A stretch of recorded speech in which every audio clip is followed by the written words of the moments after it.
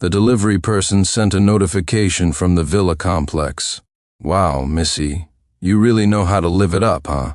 I just brought you a whole box of these last night, and you're ordering more today." Confused, I opened the order details and saw that my wife had, at some point, changed the default delivery address. I froze, then flung open the bathroom door. "Honey, that villa out in the suburbs, have you been back there recently?" The sound of the shower cut off abruptly. My wife emerged, wrapped in a bathrobe. "A friend of mine who just got back in the country is staying there for a few days." "Why?" I didn't answer, but I secretly memorized the phone number from the order. 1.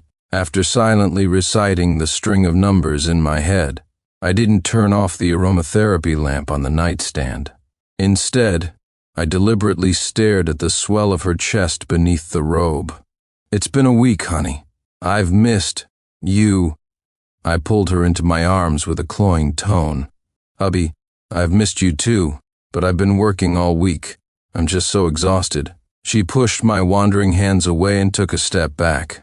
I pressed on, pulling Victoria Sterling down to sit on my lap. My hand slid down past her stomach. "Honey, you didn't already eat your fill while you were out, did you?" Victoria's expression faltered for a second. Then she let out a laugh. "You're so handsome when you're keeping tabs on me, hubby. I don't want to eat anyone but you." "Then let's—" Seeing that I was about to continue, Victoria suddenly pushed me away. "Stop messing around. I was on a business trip for 7 days and pulled 4 all-nighters. Do you think everyone has as much free time as you?" That tone, one I had never heard from her before, was like a bucket of ice water dumped over my head. In all our years together, Victoria had never been reserved in this department, and she had certainly never lost her temper with me over it. Was she really just tired from work, or had she already eaten her fill somewhere else? Sensing my displeasure, Victoria seemed to soften and threw herself back into my arms, cooing, "Come on, good hubby, please just be understanding, okay? Next time, I promise, next time I'll make sure my husband is completely satisfied." "I know," I said calmly. "I'm a little hungry. I'm going to the convenience store nearby to get something to eat." Standing in front of the refrigerated section at the store, I used that phone number to find an online profile. The owner appeared to be a salesman at a luxury boutique. His entire page was filled with promotional ads for expensive watches. The only exception was a pinned collection of posts that served as a sort of relationship diary. In the latest video, he was whining playfully. "My bad girl is going home after only a week with me, but I'm the most understanding boyfriend ever after all. She is going home to earn money to support me. Hey." The hand stroking his hair in the video was painfully familiar. The fingers were long, the manicure exquisite. The only thing missing was the wedding ring on her ring finger. Scrolling back, the background in all the videos was our suburban villa.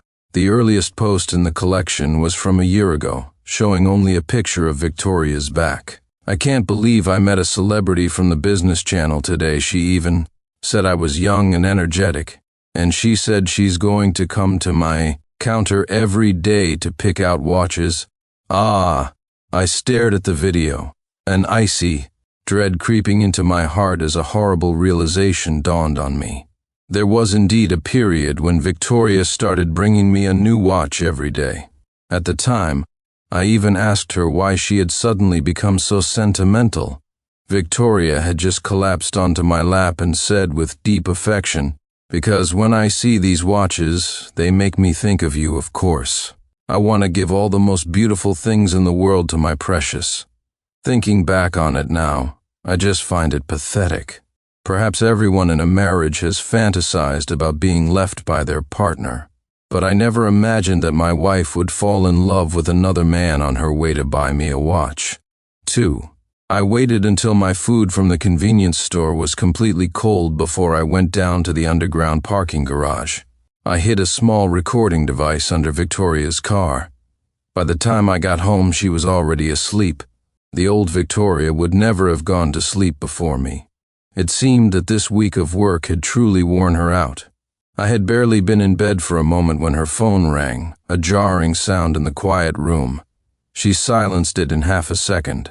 "Hubby, are you asleep?" I didn't make a sound. She sat up quietly and whispered, "My friend got drunk. I have to go out for a bit.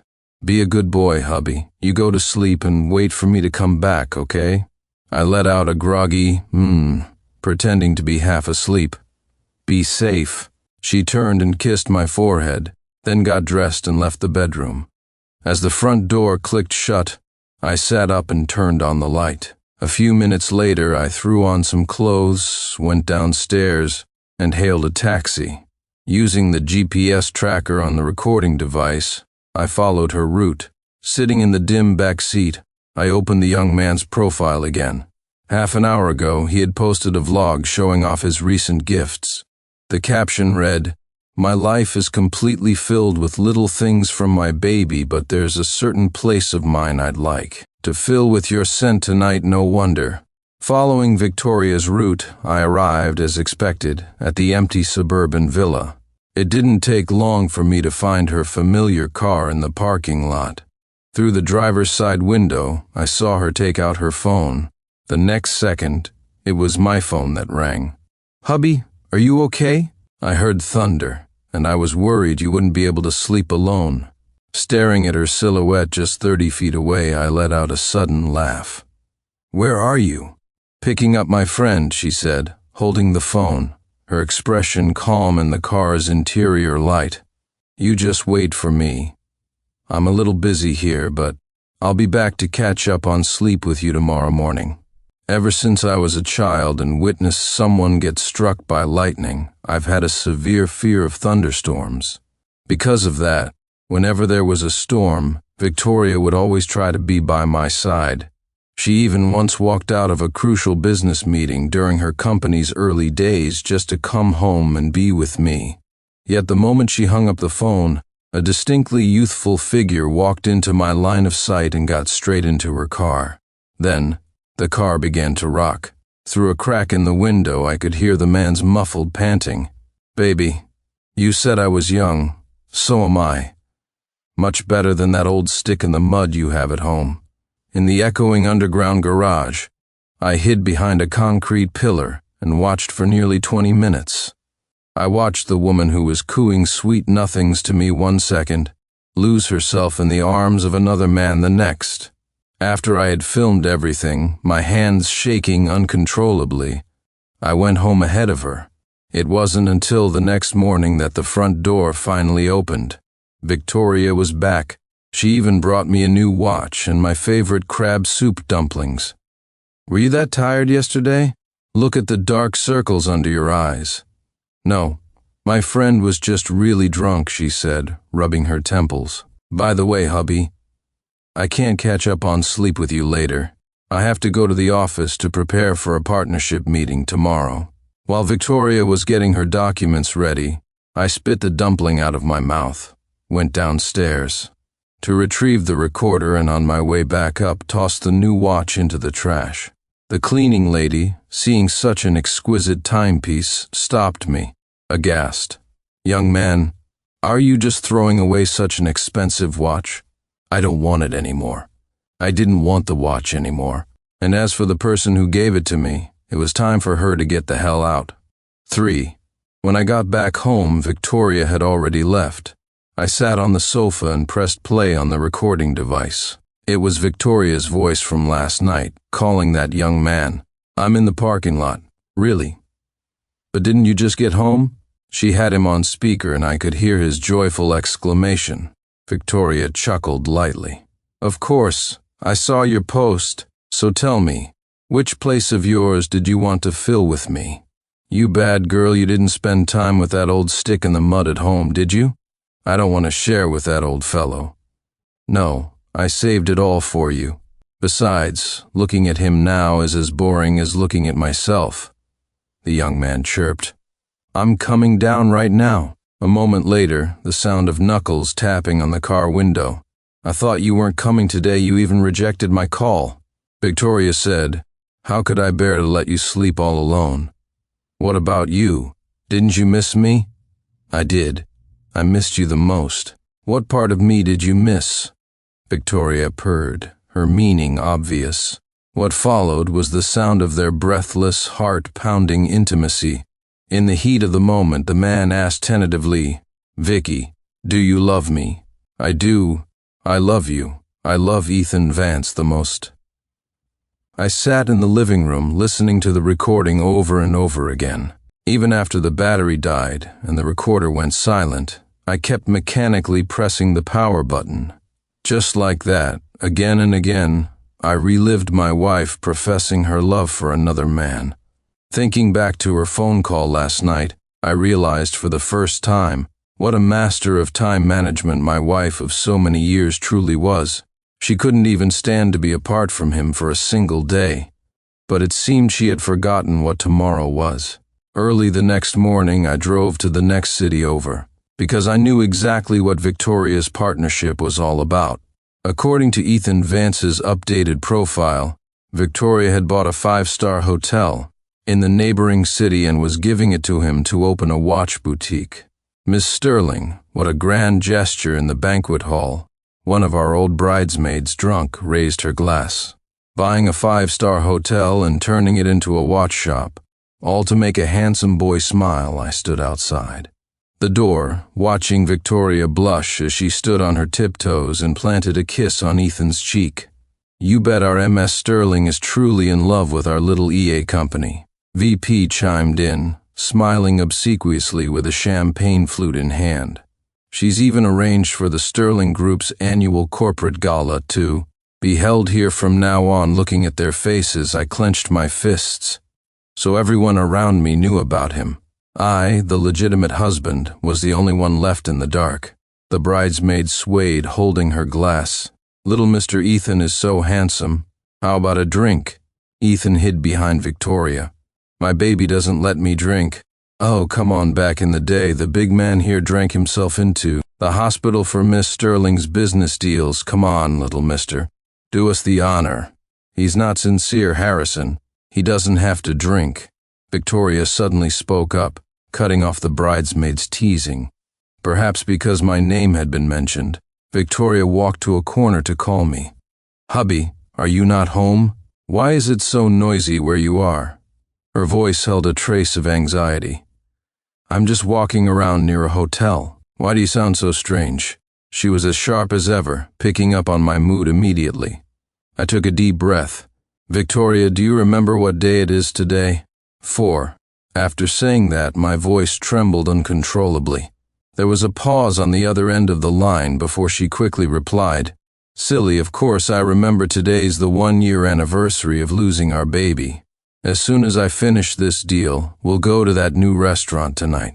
Her voice was so gentle I could almost feel the care and love she was sending through the phone.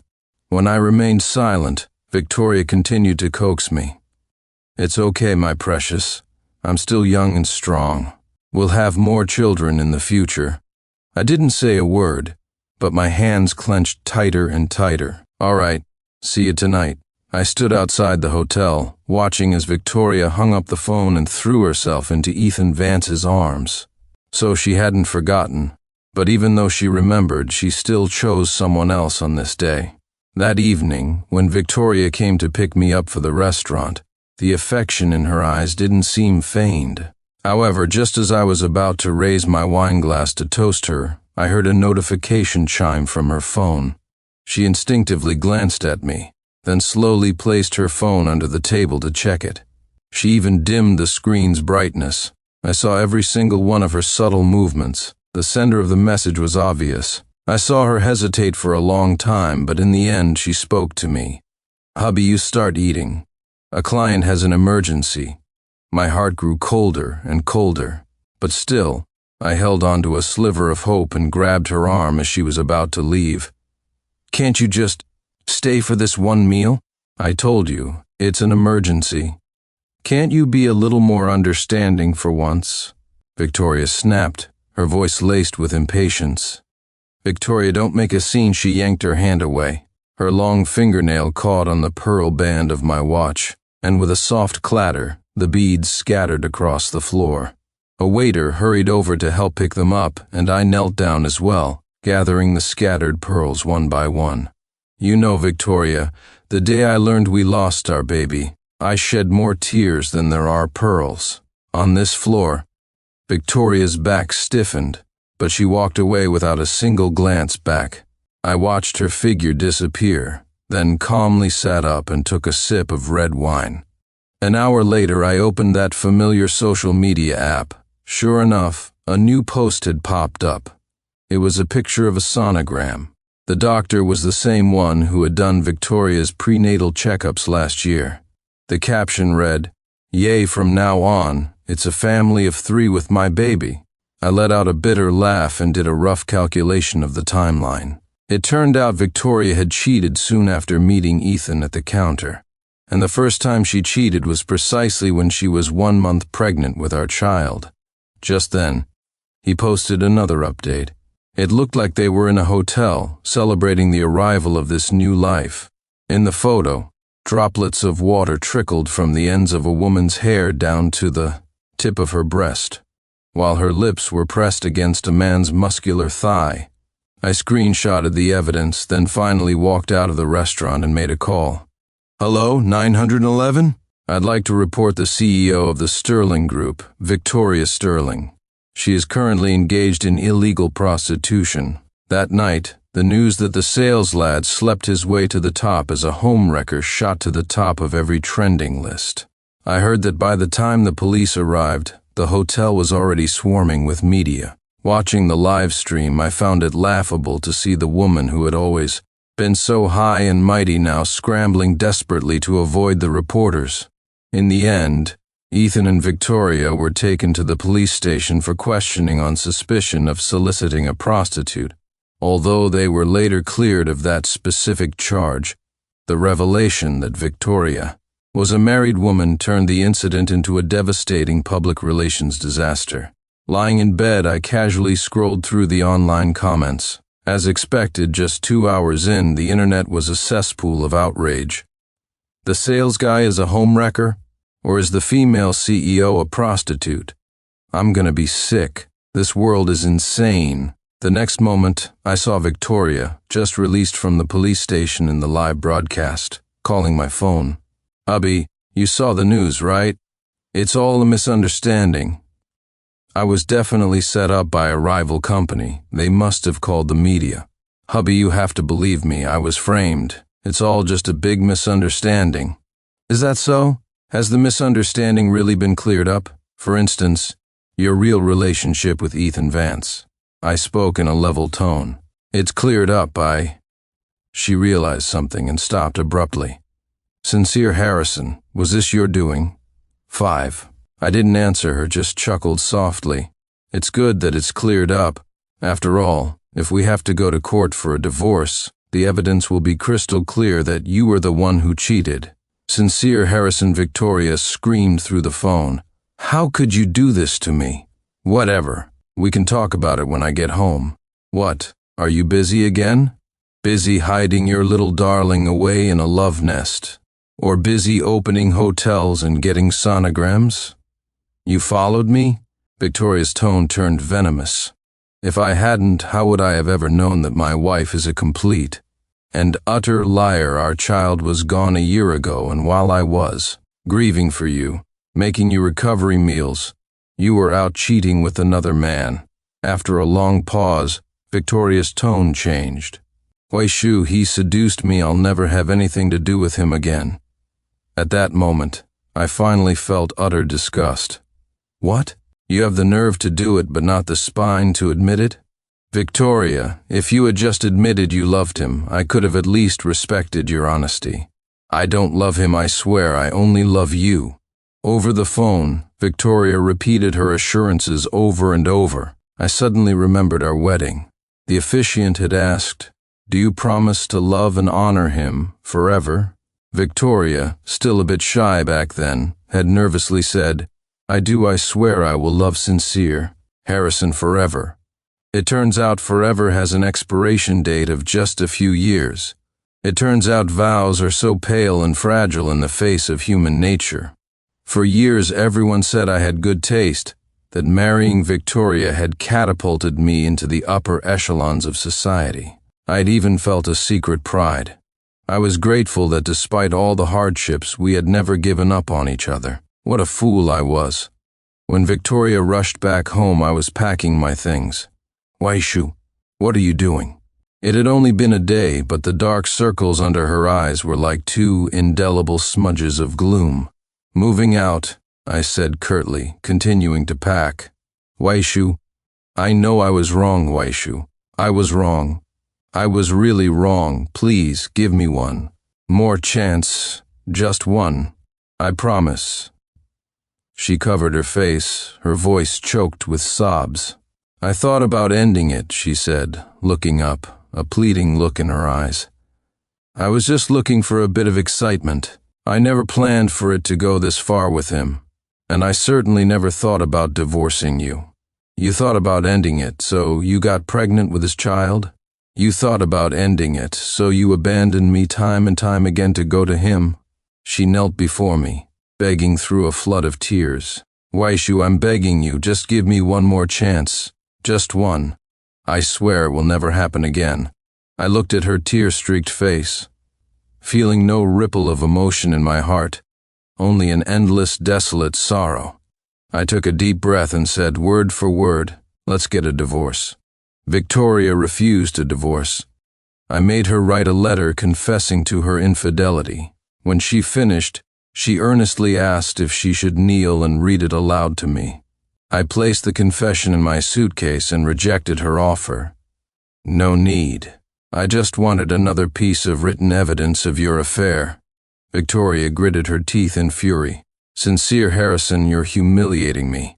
You've brought this humiliation upon yourself. Victoria raised her hand, glaring at me with rage. But in the end, the slap never came. Instead, she just stared at me with a look of cold malice. I would soon find out what that maliciousness meant.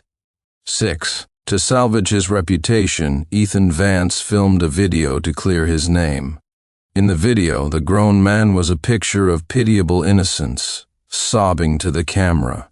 When I met Victoria, she told me that she and her husband hadn't had any feelings for each other for a long time. She said they were in the process of getting a divorce. I believed her.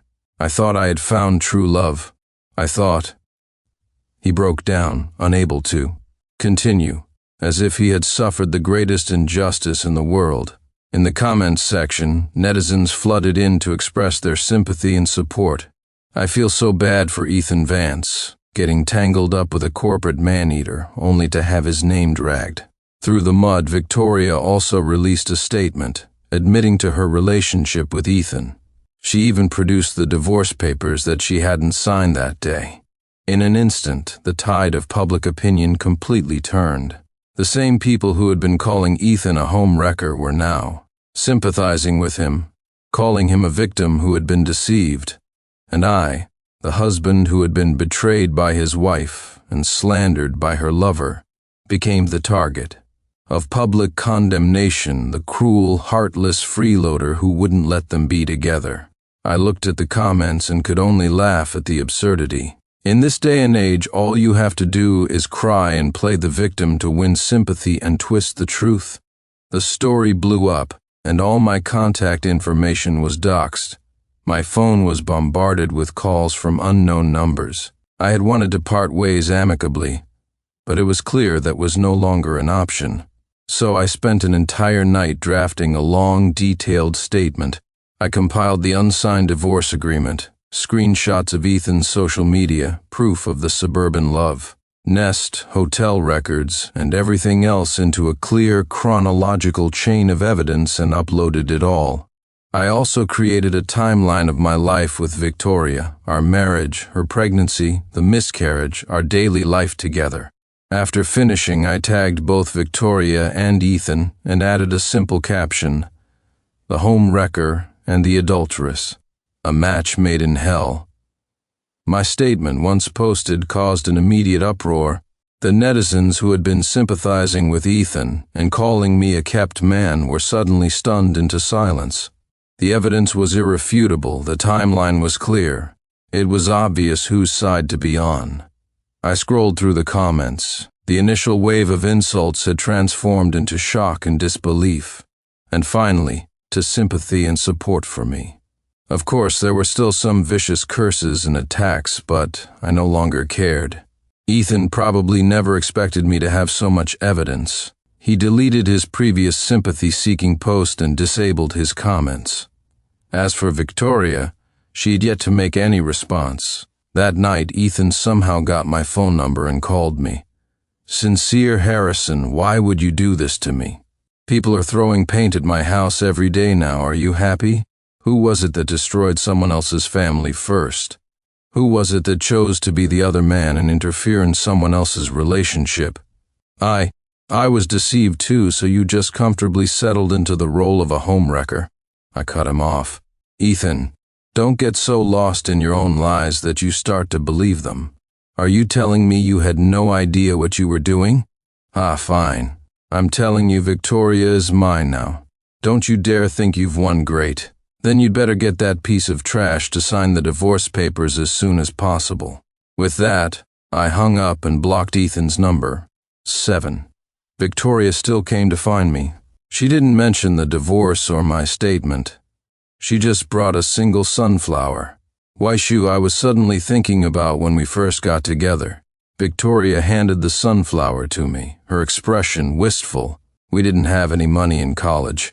For our first anniversary, you bought a bunch of sunflower seeds. You took my hand and we planted them all over the garden behind the school. I wonder how those sunflowers are doing now. As she spoke, she started to smile. I felt the corners of my own mouth lift. Seeing me smile, Victoria started playing a series of old videos for me. The first one's thumbnail was a sunflower seed. A youthful voice soon filled the air.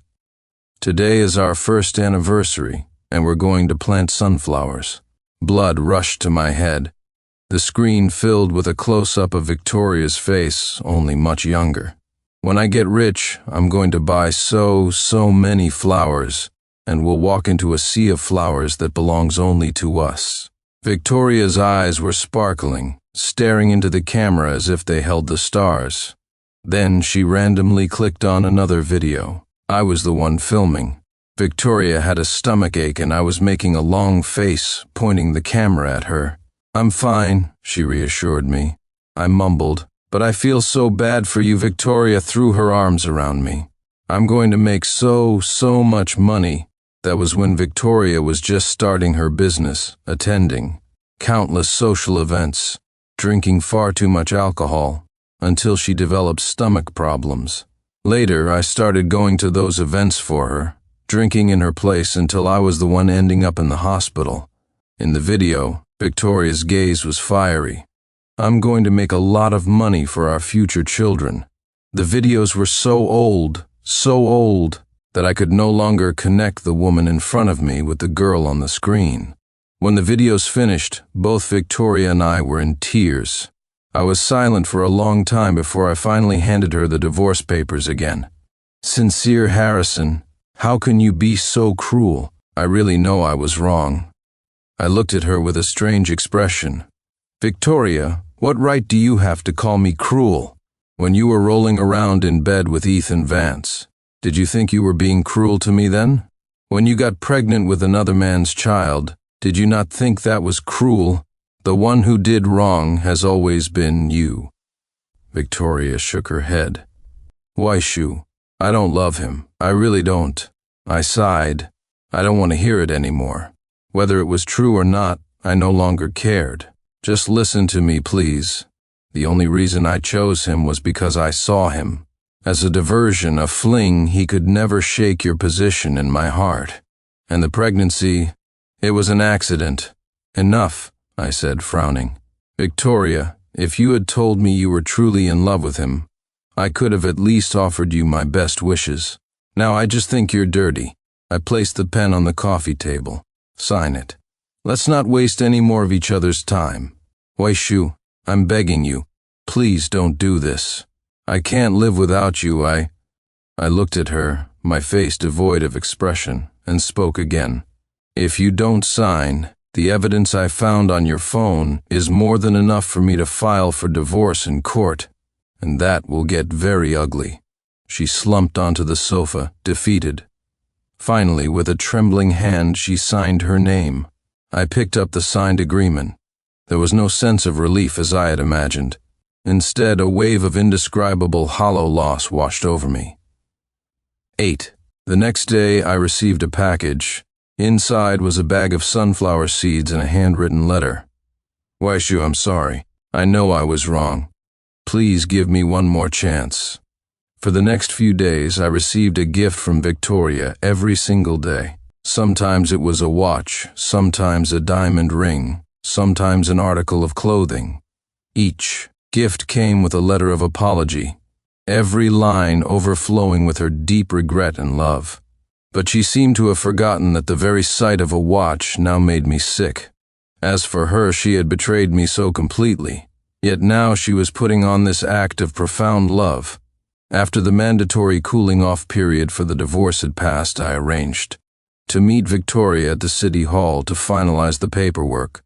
Waishu, can we not get a divorce? Please? I can't bear to lose you, I'm begging you. Victoria stood at the entrance, pleading desperately. I looked at her coldly. Victoria, I don't want to hear any more of this. Let's go inside. Waishu, are you really going to be this heartless? Think about me. Think about all the happy times we had together. As she spoke, she suddenly dropped to her knees and hugged my legs tightly. I struggled to break free, but she only held on tighter. Let go of me, Victoria, let go. I won't not, unless you promise to give me one more chance. Victoria looked up, her eyes red and swollen. I couldn't break free, so I stopped struggling. People were coming and going, starting to point and stare. Some had even taken out their phones to start filming. Victoria cared deeply about her public image.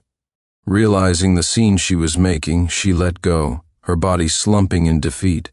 She begged, Waishu, please, can we not get divorced? I'll change everything. Just don't leave me. I looked down at her, my voice calm. Victoria, I'm tired. Our marriage ceased to exist the moment you strayed. Let me go. Just do it. For the sake of the child you deliberately got rid of to pursue your affair. Her body went rigid, and the tears she had been holding back finally streamed down her face. In the end, she said nothing more. She just silently stood up and walked into the building with me. With the thud of the official stamp, our marriage was over. Victoria handed me my copy of the divorce certificate. Waishu, I'm sorry. I didn't respond. I just took the certificate and walked away. 9. In the first week after the divorce, I took my share of the assets and traveled the world. I was feeding pigeons in Paris when Ethan Vance's name appeared in the headlines again. This time he wasn't the handsome young salesman, but a pitiful figure, weeping as he accused the corporate man-eater of being irresponsible. In the video, Ethan looked haggard, holding a newborn baby. He accused Victoria of completely ignoring him and the child, refusing to even pay child support, abandoning them to their fate. He cried about his hardships, about Victoria's cruelty, about the struggles of his life. I watched his long, rambling tirade and realized he probably never imagined that woman could be so ruthless that she would abandon the child she had given birth to. The same woman who had showered him with special affection, taken him on countless dates, and repeatedly abandoned her husband of many years for him. The woman who had lifted him up so high, only to smash him to pieces. Just as I, all those years ago, had never imagined that Victoria would betray me. I understand the thrill of novelty. I understand how love can fade into a placid, watery thing. But what makes us human is our capacity for independent thought, the ability to make a choice between loyalty and betrayal. Not long after, Victoria released a statement. She agreed to pay child support, but she stated unequivocally that she would never marry Ethan Vance. That statement set off a firestorm. The public erupted, condemning Victoria as cold and heartless. Ethan rode this wave of public opinion, crying on the internet about his plight, painting himself as a pure love romantic. Suddenly, Victoria was public enemy number one, and her career suffered a massive blow. I watched all of this with a heart of stone. But I never expected Ethan's madness to go as far as it did. The next headline I saw was Ethan Vance's child pushed off rooftopy mother. I clicked on it, and the comment section was a chaotic spectacle. No way was the baby actually his. Or was it an accident? I heard that Ethan was at the end of his rope and went to her office to force her hand, but she just pushed the kid off the roof. She's a monster. Over the next few days, Victoria and Ethan's names were plastered across every major news site. Their saga of love and hate became the public's favorite gossip. Then, on the day I returned to the country after another year of travel, my phone rang at an ungodly hour. I frowned and hung up. It immediately rang again. Annoyed, I answered. Victoria's tear-choked voice came through the line. "Waishu, don't hang up, please. I'm begging you, don't hang up. What do you want?" There was silence on the other end for a few seconds, followed by her suppressed sobs as she haltingly recounted stories from our past. From the time she confessed her feelings for me in college, to our first trip to the ocean, our first date, and the joy of our wedding, she remembered every detail, playing it back like a movie in my ear. I could tell she had been drinking heavily. These memories might have been sweet for her, but for me, they were nothing more than trivial relics of a forgotten past. "Victoria, what are you trying to say?" I interrupted, my patience wearing thin. She sobbed and mumbled, "I'm starting to forget what you look like. I miss you so much, Waishu. Waishu, is there really no chance for us to get back together? Can we get remarried? I'll be so good to you, I swear it was my fault, Waishu. We can have children again in the future. I promise I'll never leave your side. Waishu." Listening to Victoria's apologies, I felt no sense of release, only a boundless indifference. "Actually, I did give you a chance. That night at the restaurant, I begged you not to leave. I hesitated for a moment, but I said it anyway. Waishu, I regret it so much. If I hadn't left that night, would we still be married?" I didn't answer. I just hung up the phone. I don't know if we would still be married. What I do know is that in this world, there are no if-onlys. 10. The day after that phone call, Victoria was sentenced. The incident with the child being pushed from the building had escalated, and she was ultimately convicted of aggravated assault and sentenced to 10 years in prison. On the day of the sentencing, I watched the woman who had once dominated the business world, now dressed in a prison uniform, standing in the defendant's dock, looking utterly broken. When the judge announced the verdict, Ethan Vance suddenly burst from the back of the courtroom. He was clutching a fruit knife, and he lunged at Victoria like a madman.